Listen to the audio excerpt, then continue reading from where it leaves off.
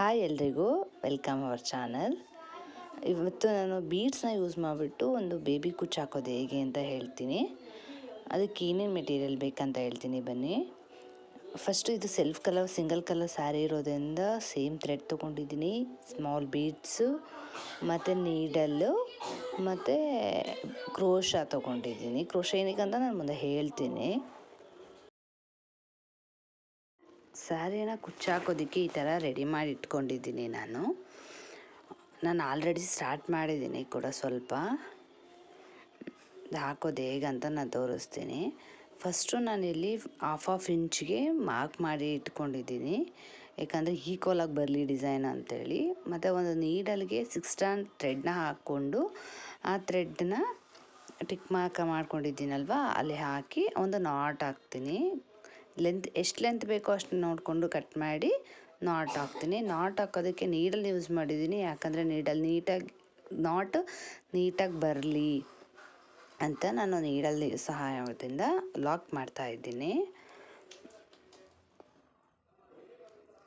Not ನೀಟಾಗಿ ಬರುತ್ತೆ ಮತ್ತು ಫಿನಿಶಿಂಗ್ ನೀಟಾಗಿ ಬರುತ್ತೆ ಅಂತ ನೀಡಲ್ ಯೂಸ್ ಮಾಡ್ತಾಯಿದ್ದೀನಿ. ಹಾಕೋಕ್ಕೂ ಕೂಡ ಈಸಿ ಆಗುತ್ತೆ. ಸ್ಯಾರಿ ಫುಲ್ಲು ನಾವು ಇದೇ ಥರ ಥ್ರೆಡ್ಸ್ನ ಹಾಫ್ ಇಂಚಿಗೆ ಹಾಕ್ಕೊಂಡು ಫಿನಿಶ್ ಮಾಡ್ಕೋಬೇಕು. ಅದಾದಮೇಲೆ ನೆಕ್ಸ್ಟ್ ಸ್ಟೆಪ್ಪಲ್ಲಿ ಬೀಡ್ಸ್ ಹಾಕಬೇಕು. ಬೀಡ್ಸ್ ಹಾಕೋಕ್ಕೆ ನಾನು ಫಸ್ಟು ಒಂದು ಥ್ರೆಡಲ್ಲಿ 2 ಪಾರ್ಟ್ ಮಾಡಿಕೊಂಡು ಒಂದು ಪಾರ್ಟ್ಗೆ ನಾನಿಲ್ಲಿ ಕ್ರೋಶನ ಯೂಸ್ ಮಾಡಿಬಿಟ್ಟು ಬೀಡ್ಸ್ನ ಹಾಕ್ತಾಯಿದ್ದೀನಿ. ಕ್ರೋಶದಿಂದ ಹಾಕಿದ್ರೆ ಈಸಿಯಾಗಿ ಹಾಕ್ಕೋಬೋದು ಮತ್ತು ನೀಟಾಗಿ ಹಾಕ್ಕೋಬೋದು. ಒಂದು ಬೀಡ್ಸ್ ಹಾಕಿ ಅದನ್ನು ನಾಟ್ ಹಾಕ್ತೀನಿ.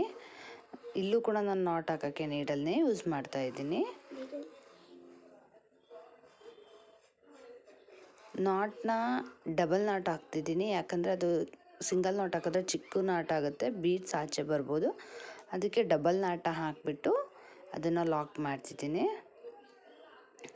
ಇದೇ ಥರ ನೆಕ್ಸ್ಟ್ ಇದರಲ್ಲಿ 2 ಪಾರ್ಟಾಗಿ ಮಾಡ್ಕೋಬೇಕು.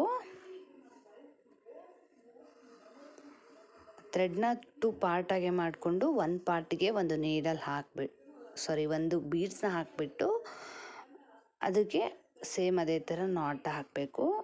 ನಾಟ್ ಸೇಮೇ ನಾನಿಲ್ಲಿ 2 ನಾಟ್ ಹಾಕ್ತಾಯಿದ್ದೀನಿ, ಬೀಡ್ಸ್ನ ನೀಟಾಗಿ ಲಾಕ್ ಆಗಲಿ ಅಂತ.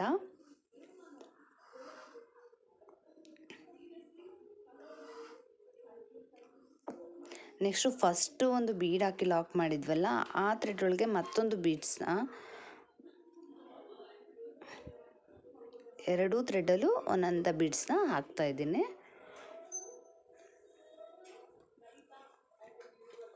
ಹಾಕಿ ಈ 2 ಥ್ರೆಡ್ನ ನಾಟ್ ಹಾಕ್ಕೊತಾ ಇದ್ದೀನಿ.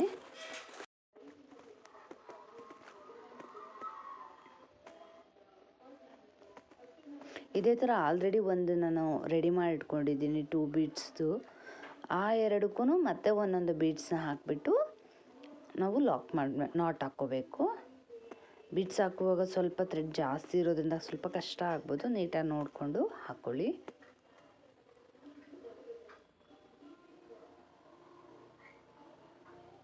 ಎರಡರಲ್ಲೂ ಒಂದೊಂದು ಬೀಡ್ಸ್ನ ಹಾಕಿ ಈ 2 ಥ್ರೆಡ್ನ ಮತ್ತೆ ನಾವು ಒಂದು ನಾಟ್ ಹಾಕಬೇಕು. ನಾಟ್ ಹಾಕೋಕ್ಕೆ ನಾವು ನೀಡಲ್ನ ಯೂಸ್ ಮಾಡೋದ್ರಿಂದ ಬೇಗ ಆಗುತ್ತೆ. ಸ್ವಲ್ಪ ಲೆಂತ್ ತಗೊಂಡ್ರೆ ಈಸಿಯಾಗಿ ನಾಟ್ ಹಾಕ್ಬೋದು.